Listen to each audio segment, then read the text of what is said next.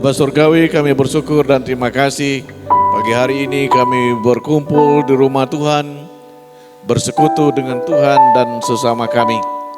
Kami mohon Tuhan memberkati kami lagi, menguatkan kami, mengajar kami, memberitahu kami dan kami menerimanya. Terima kasih Bapa untuk kesempatan. Kami sudah menikmati berkat Tuhan melalui pujian, melalui musik dan bagi umat Tuhan. Terima kasih, hamba siap menyampaikan kebenaran firman Allah. Bila setiap kata dan kalimat dapat dimengerti, memberkati, menguatkan kami semua. Dalam nama Tuhan Yesus kami berdoa. Amin. Silakan duduk Bapak Ibu sekalian. Tema kita hari ini, kuat mengalahkan yang jahat. Ya, kuat mengalahkan yang jahat.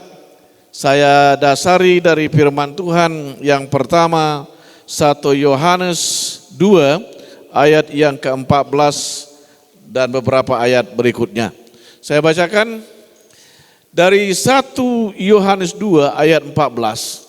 Aku menulis kepada kamu, hai anak-anak, karena kamu mengenal Bapa. Aku menulis kepada kamu, hai Bapa-bapa, karena kamu mengenal Dia yang ada dari mulanya. Aku menulis kepada kamu, hai orang-orang muda, karena kamu kuat dan kuat. Saya ulangi, karena kamu kuat dan firman Allah diam di dalam kamu dan kamu telah mengalahkan yang jahat. Di ayat yang berikutnya, ayat yang ke-15, sebab semua yang ada di dalam dunia yaitu keinginan daging dan keinginan daging, keinginan mata serta keangkuhan hidup bukanlah berasal dari Bapa melainkan dari dunia ini. Saya sambung Mazmur 34 ayat 14. Jauhilah yang jahat dan lakukanlah yang baik. Carilah perdamaian dan berusahalah mendapatkannya. Saudara sekalian, firman Allah ini mengingatkan, mengajar saya dan kita semua bahwa Tuhan memberitahukan yang kuat dan firman di dalam kita akan membuat kita kuat dan kita dapat mengalahkan yang jahat. Saudara sekalian yang kekasih dalam Yesus Kristus, saya percepat dalam pembahasan ini. Arti kuat, saudara sekalian, tidak goyah, tidak terpengaruh, tidak mudah berubah, teguh dalam pendirian. Ini istilah arti kuat itu, bahwa kita tidak goyah, tidak terpengaruh, tidak mudah berubah, teguh dalam pendirian. Ini kuat. Jadi kalau saya dan saudara sekalian selalu terumbang-ambing,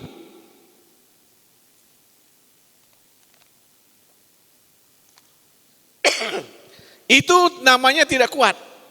Kalau kita sedikit-sedikit goyah, itu namanya tidak kuat. Kalau sedikit-sedikit kita berubah dalam prinsip, dalam kehidupan ini, itu namanya tidak kuat. Kuat itu sekali lagi saya katakan, dia tidak goyah, dia tidak terpengaruh dan tidak mudah berubah. Dia punya prinsip yang teguh. Orang ke barat, saya tetap jalur Tuhan. Orang tinggalkan Tuhan, saya tetap ikut Tuhan. Orang tidak setia, saya tetap setia. Orang tidak menyembah Tuhan, saya menyembah Tuhan. Ini kuat, Bapak Ibu sekalian. Itu arti kuat. Nah, dalam rangka di sini kita bukan seperti seorang petinju yang kuat, yang tahan pukul dan sebagainya. Kuat di sini artinya di dalam iman. Saya dan percaya dan saudara percaya Tuhan menyelamatkan saya, membimbing saya, menolong saya, maka ini namanya kuat. Kemantapan keyakinan kita di dalam Tuhan, di dalam keselamatan dalam Tuhan itu, kita tidak tergoyahkan, kita tidak terpengaruh dengan apapun juga, tetap ikut Tuhan, percaya Tuhan, bersama-sama dengan Tuhan. Kuat di dalam iman namanya. Ya, kita bukan kuat di dalam kata. Banyak orang, saya seringkali mengingatkan orang, kita banyak berbicara, tetapi kita tidak berbuat. Kita tidak terlihat kekuatan kita. Saudara sekalian, kuat dalam iman, dia melakukan, dia mengerjakan, dia beribadah, dia melayani, dia setia. dan tidak terganggu dengan apapun kata orang. Tidak terganggu dengan situasi dan keadaan di sekeliling kita. Dia terus maju ikut Tuhan dan bersama dengan Tuhan. Kuat dalam iman. Yang berikut saudara sekalian, kuat di sini, kuat ikut Tuhan. Saudaraku yang kekasih dalam Yesus, kuat ikut Tuhan. Kita hidup di tengah-tengah dunia ini yang selalu atau sering kali mempengaruhi kita. Di dalam pemahaman kita bahwa kita hadir atau seseorang hadir sudah punya pengaruh di dalam kehidupan kita. Kita melihat cara kerjanya, gayanya dan kehidupan dia, ya. Dan juga bagaimana kita hidup. Kalau kita sebagai orang percaya, kita hidup di dalam doa kita, hidup di dalam penyembahan kita, dalam memuliakan Tuhan, setia kepada Tuhan, itu mempengaruhi orang, mempengaruhi. Nah, kehadiran gereja, saudara sekalian, itu mempengaruhi orang. Ya. Karena gereja itu membawa berita tentang keselamatan, berita tentang damai, berita tentang kesukaan, berita tentang pengharapan masa depan. Saudaraku yang kekasih dalam Yesus Kristus. Oleh sebab itulah kita ikut Tuhan setia. Kita ikut Tuhan terus menerus.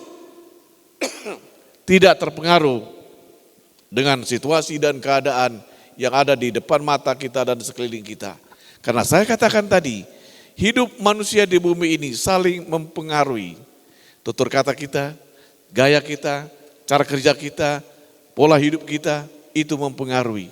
Nah, kita saudara sekalian ditugaskan Tuhan supaya kita kuat dalam Tuhan, supaya berdampak dengan diri kita dan orang lain. Supaya berdampak di tengah-tengah situasi dan keadaan yang lain. Maka kita ikut Tuhan setia. Kalau saudara dan saya tidak setia, maka tidak berdampak yang positif terhadap sesama kita.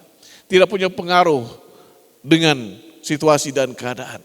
Tapi kalau Bapak, Ibu dan saya setia, maka dia akan berdampak terhadap di sekeliling kita. Saudaraku yang kekasih dalam Yesus. Kuat di sini ya berarti lain bahwa dia selalu bersama-sama di dalam komunitas orang yang setia. Ya. Saudara sekalian, orang yang kuat di dalam Tuhan, di dalam iman, dia juga kuat di dalam komunitas bersama-sama. Karena dia kuat terus berada dalam komunitas orang yang menyembah Tuhan, yang mengagungkan Tuhan. Bersama-sama. Dia tidak terpisah. Dia tidak meninggalkan. Dan dia tidak hanya melihat. Tetapi dia ada bersama-sama dengan komunitas orang-orang yang setia, orang-orang yang melayani Tuhan, orang-orang yang menyembah Tuhan. Mungkin kita berpikir, kita kan masih dalam dunia, betul. Tetapi kita di dalam dunia, kita juga ada di dalam komunitas orang-orang yang setia. Saya tidak mengatakan kita menjauh dari dunia ini, tapi kita tetap dalam dunia ini, tapi kita tetap setia dalam komunitas orang yang setia.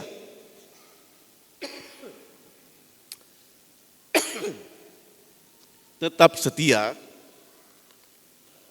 di dalam komunitas orang yang percaya. Maka baik Bapak sekalian, kalau kita tetap bersama-sama menyembah Tuhan, mengagungkan Tuhan. Nah dengan demikian, kalau kita tetap memperlihatkan saya setia, saya bersama-sama dengan orang yang setia, orang yang melayan dan menyembah Tuhan, maka saya katakan dia berdampak dengan orang lain. Ada satu kesaksian, ada satu pengaruh, ada suatu ya di mana kita menjadi terang di tengah-tengah kehidupan ini sehingga menerangi orang lain. Kuat bisa mengalahkan apa saja. Nah, kenapa kita perlu kuat? Karena kuat itu bisa mengalahkan. Kita ditonjok dalam tanda petik iman kita, hidup kita, kita dipengaruhi dan sebagainya. Kita tetap tegak lurus. Tegak lurus kepada siapa? Kepada Tuhan. Tegak lurus bagaimana? Kita tetap setia kepada Tuhan. Nah, itu pentingnya kuat. Nah, kalau misalnya kita tidak kuat, maka kita akan sekali lagi saya katakan terpengaruh, terganggu dengan orang-orang ataupun situasi dan keadaan di lingkungan kita. Kuat. Bapak, Ibu dan saya, kita harus kuat. Saya mengikut Tuhan Ya, bukan dari yang enak-enak saja. Karena saya percaya Tuhan. Banyak tantangan, kesulitan, dan mengajak saya untuk goyah, untuk tidak setia, untuk tidak ikut Tuhan. Tetapi saya menang dan terus-menerus berusaha untuk menang. Karena menang satu kali belum tentu juga menang yang kedua kali dan seterusnya. Maka kata firman Allah, berhati-hati, berjaga-jaga, waspada. Karena kita bisa melewati satu kali lewat, belum tentu untuk berikutnya. Karena hidup ini berjalan dan tantangan itu terus-menerus terjadi. Nah, saudaraku yang kasih dalam Yesus. Jadi kalau saya dan saudara kuat, kita bisa melewati. Kalau saudara dan saya kuat, maka bisa kita maju. Kalau kita kuat, maka kita tidak tergoyahkan dan kita tidak akan roboh. Saudaraku yang kekasih dalam Yesus Kristus. Kata firman Tuhan bagaimana untuk menjadi kuat. Yang pertama dikatakan mengenal, kamu mengenal Bapa, mengenal Tuhan, dan kamu kuat di dalam firman dan diam dalam firman. Bagaimana cara supaya kuat? Yang pertama kita mengenal Tuhan kita. Saya sangat mengenal dan memahami siapa yang saya kenal, Yesus Kristus. Maka bagaimanapun diterpa, diombang-ambingkan, digoyang, tetap setia. Karena saya kenal siapakah Yesus, siapakah Tuhan yang saya ikut dan saya percaya. Saya tidak hanya sekedar katanya, bukan sekedar wah ceritanya, tidak. Tapi saya mengenal siapakah Yesus Tuhan sebagai juru selamat. Dia Allah pencipta yang menentukan hidup ini. Dan saya ikut yang jelas. Yesus, akulah jalan kebenaran kata Tuhan. Sampai kepada Bapa. Ini yang kita ikut, harus kenal. Nah jadi saudara sekalian yang pertama supaya kita kuat, kita mengenal Tuhan yang kita ikut. Kita mengenal Tuhan, mengerti Tuhan bukan sekedar kenal. Tetapi betul-betul mengenal siapakah Yesus itu. Dari pertolongannya, dari perhatiannya, dari pengajarannya, semuanya kita harus tahu dan mengerti. Maka kita akan menjadi kuat. Mengenal Tuhan. Jangan katanya sekalian, kalau belum jelas, ya harus jelas. Saya dulu sering ditanya tentang ini sebagainya. Banyak hal yang saya tidak bisa jawab. Dan saya mengatasinya, tunggu, saya tanya pendeta saya dulu. Nanti saya jelaskan. Saudara sekalian, maka saya ditanya, ya, saya tidak mengerti, saya bertanya, maka saya mengerti dan saya bisa menjelaskan.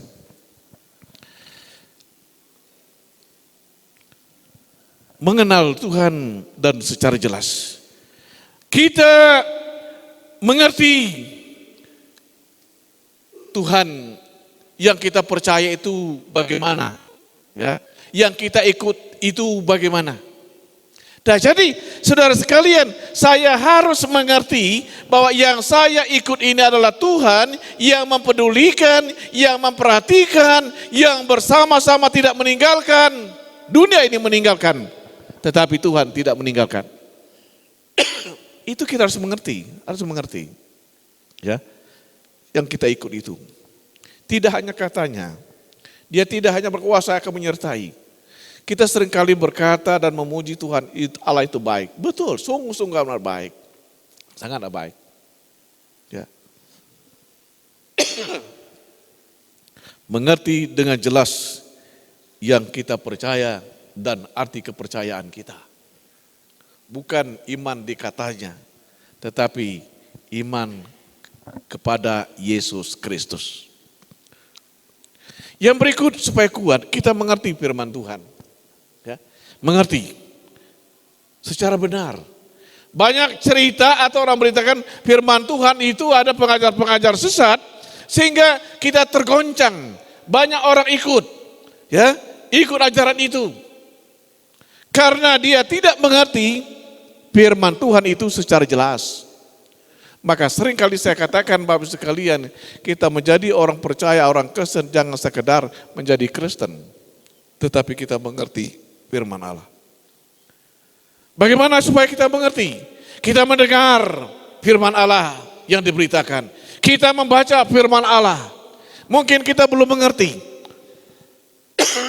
Tetapi semakin sering kita membaca, mendengar, kita semakin juga akan mengerti.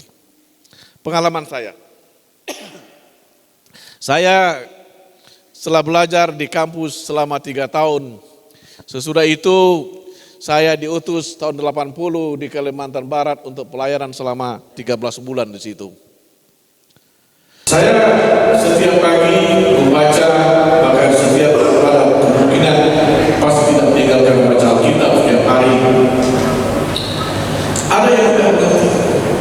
Setelah 3 tahun saya belajar bolak-balik tentang firman Allah, saya baru mengerti sewaktu saya di Kalimantan Barat. Saya membaca, Tuhan jelaskan, saya baru mengerti. Nah, jadi maksud saya sekali, kalau kita membaca belum mengerti, baca terus, dengar terus, satu kali kelak kita akan mengerti. Saudara yang dikasih dari Yesus, mengerti firman Tuhan secara jelas dan benar, ya, secara benar. Kalau yang ragu-ragu, kalau kita sudah apa itu, jangan diterima. Ya. Istilah saya kaji dan pertimbangkan, jangan ambil keputusan.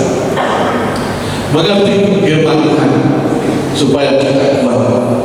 Nah, kuat mengalahkan dunia, mengalahkan dunia, kuat mengalahkan jahat.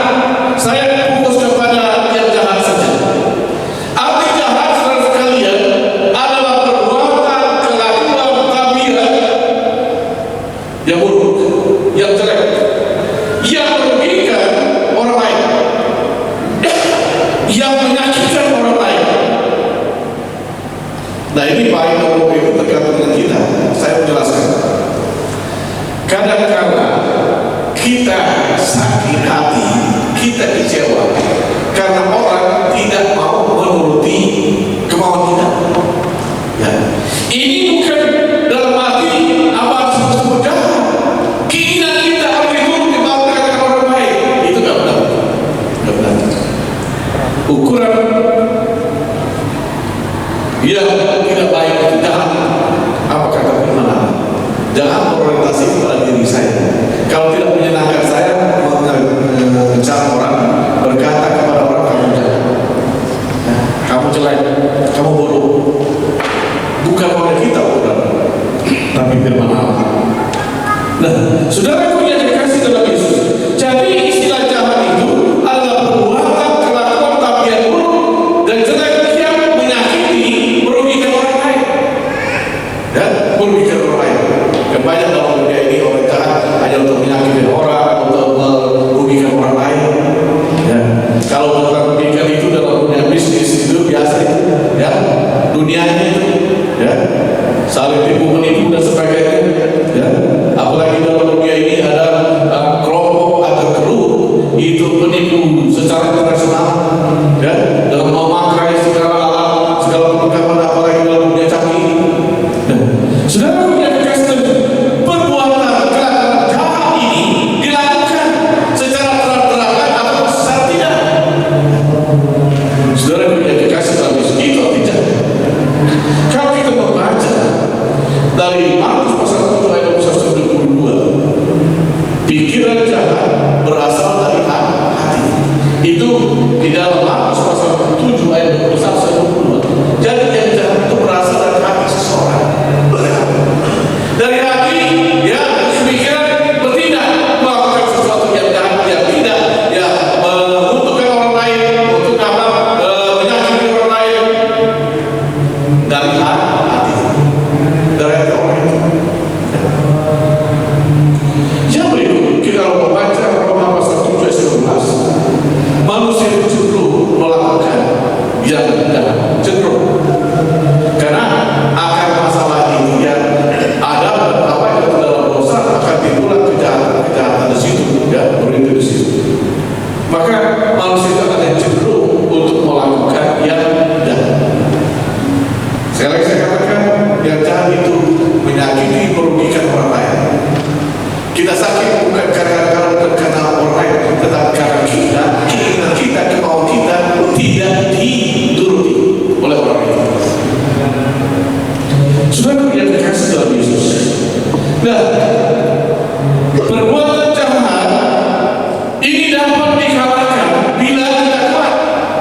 Perbuatan jahat ini bisa kita kalahkan, hancurkan bila kita kuat. Kita tidak terpengaruh, kita tidak tergoyahkan jika kita kuat. Maka sekali lagi saya katakan, kuat bisa mengalahkan segala-galanya.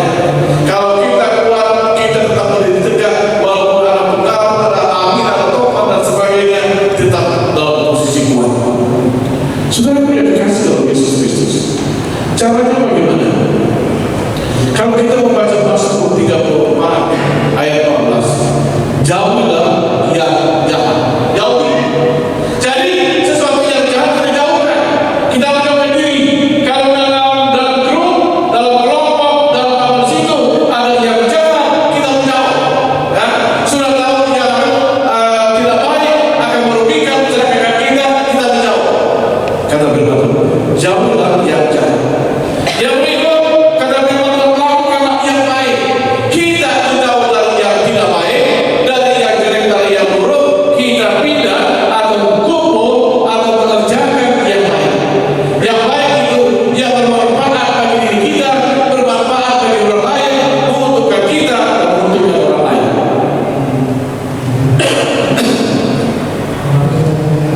Kita melakukan yang baik.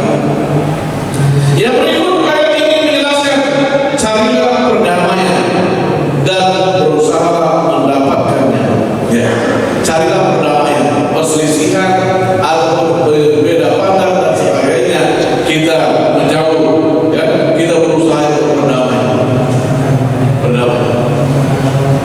Di lingkungan kita berupaya untuk berdamai. Ya. Menjauhkan dari yang jahat. Bukan saja mencari damai, berusaha untuk mendapatkan, berusaha berjuang melakukan sesuatu untuk mendapatkannya. Nah, yang berikut saudara sekalian, cara kita supaya kuat dan bisa mengalahkan dunia ini dan mengalahkan yang jahat itu di dalam Yohanes pasal 6 ayat 10 sampai 18, pergunakanlah perlengkapan senjata Allah. Saudara sekalian, perlengkapan ini kita pakai, kita gunakan. Ada doa, ada firman Allah, ada iman. Bagian daripada perlengkapan supaya kita kokoh, supaya kita kuat, supaya kita tidak terpengaruh. Gunakan perlengkapan senjata Allah di Yesus. 6 ayat 10 sampai 18. Pergunakan. Nanti Bapak Ibu baca ya, apa saja. Ada firman Allah, ada iman, ya.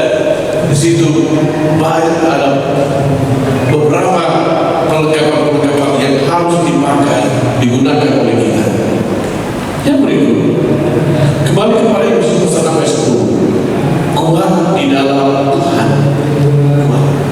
Jadi kita betul-betul kuat, kita gigih, kita bertahan dengan situasi rekamannya. Orang mengajak, saya pernah didatangi, bos saya kita pergi, tinggalkan. Ya. Dan saya seringkali juga untuk tidak setia kepada Tuhan. Tapi kuat, tidak bergeming, tidak terpengaruh. Ya. Tetap. Rahasianya kita ada di dalam Tuhan. Bukan karena jabatan pendeta, bukan karena jabatan pemimpin majelis pengurus, tapi kuat karena kita di dalam Tuhan. Yang berikut, cara untuk kuat dan mengalahkan dunia ini, hidup dengan firman Tuhan. Kita berupaya menghidupi firman Allah dalam hidup kita. Berupaya.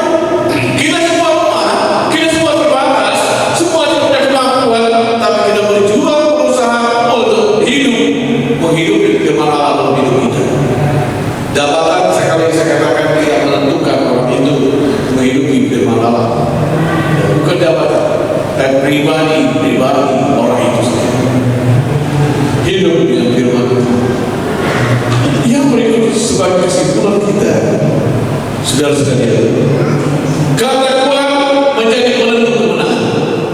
Jadi, saudara sekalian, dalam hidup ini, dalam keberadaan kita, supaya kita menang itu kuat. Kuncinya kuat. Kalau saya lemah, kita akan goyah. Kalau kita kuat, kita apapun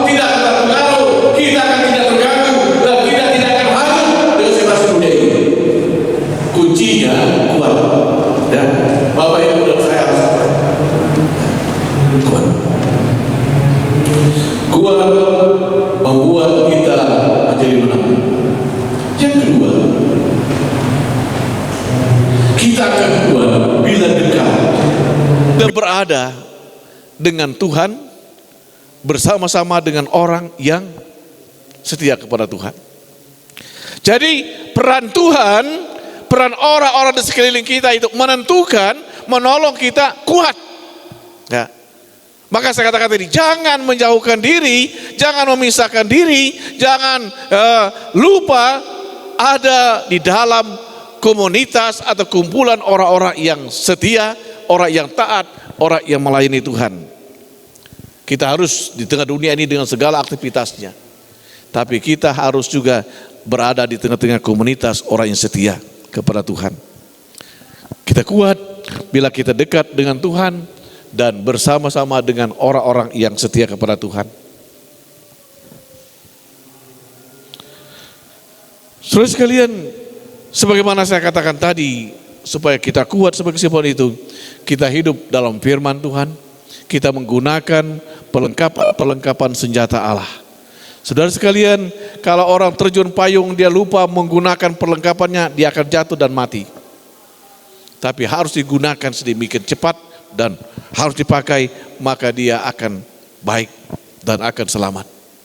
Saudara sekalian yang kekasih dalam Yesus Kristus, kita hidup dalam firman Tuhan, kita mempergunakan perlengkapan senjata Allah dalam hidup kita, maka saya dan saudara kita semua kuat. Kalau kita kuat, kita bisa berjuang. Kalau kita kuat, kita bisa berusaha. Kalau kita kuat, maka kita akan bisa melewati segala tantangan demi tantangan yang kita hadapi. Kalau kita kuat. Tapi kalau lemah, kita akan ambruk, kita akan jatuh, kita akan menghilang dari peredaran. Banyak orang dulunya kelihatannya setia, setia dan menghilang, ya, taat. Ada juga yang sudah bangkit lagi, sadar. Saudaraku yang kekasih dalam Yesus, puji Tuhan kalau kita masih kuat, masih berada dalam posisi hidup, kita sadar. Tapi ada orang yang sadar detik-detik menghembuskan napasnya. Ya bisa diterima Tuhan, pengampunan oleh Tuhan, tetapi dia tidak berkarya, tidak berbuat sesuatu, tidak melakukan sesuatu untuk Tuhan, sehingga upahnya tidak ada. Saudaraku yang kekasih di dalam Yesus, jadilah orang-orang yang kuat. Karena orang yang kuat itulah yang akan mengalami kemenangan. Orang-orang yang kuat itulah yang akan bisa mengalahkan segala tipu daya muslihat iblis yang ingin menjatuhkan dan melemahkan kita. Tuhan berkati, kita berdoa. Bapa Surgawi, kami bersyukur dan terima kasih untuk pimpinan-Mu dan penyertaan-Mu bagi kami. Kami mohon Tuhan meneruskan menjelaskan lagi firman Allah ini, sehingga kami kuat, kami setia, kami terus-menerus menyembah Tuhan, memuliakan Tuhan. Terima kasih Bapa, terima kasih Tuhan Yesus. Kami serahkan doa kami dan firman Tuhan dalam nama Tuhan Yesus Kristus. Amin.